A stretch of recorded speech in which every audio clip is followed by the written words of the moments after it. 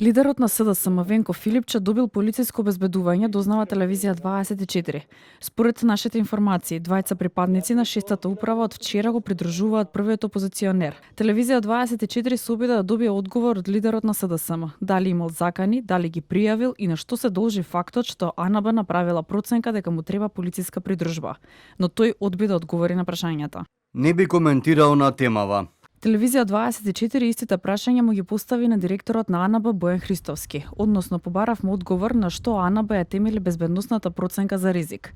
Но Христовски не ни одговори. Во куса комуникација ни кажа само дека не е во земјава. Телевизија 24 консултираше безбедносни експерти за тоа како се прави оваа проценка. Според дел од нив, постојат 3 форми на обезбедување: редовно, вонредно и посебно. Со редовно обезбедување се опфатени тројца председатели на Републиката, Собранието и владата, замениците на владата и 5 министри. Според Зоран Доревски, доктор на безбедносни науки и поранешен началник на службата за обезбедување во МВР.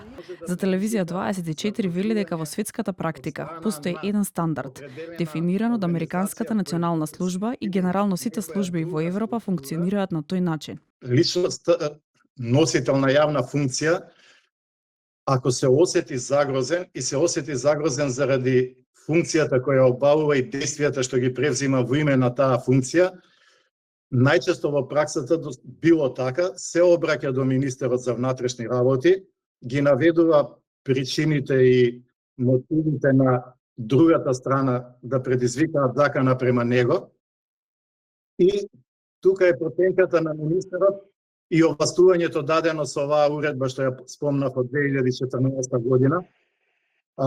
Министерот може веднаш да процени и да задолжи надлежната организациона единица да превземе мерки за обезбедување или да побара дополнително мислење од безбедносните служби, што ги спомнав, Агенцијата за национална безбедност, Агенцијата за разузнавање, па и во минатото сме барале мислење и од воената безбедност и военото разузнавање. Ова не е прв ваков случај лидер на опозицијска партија да добие обезбедување врз основа на определен ризик. Во 2018 година, тогашниот лидер на опозицијската ВМРО-ДПМН, односно актуелниот премиер Христијан Мицкоски, доби дополнително полициско обезбедување по направена проценка од страна на Министерството за внатрешни работи. За производи тука.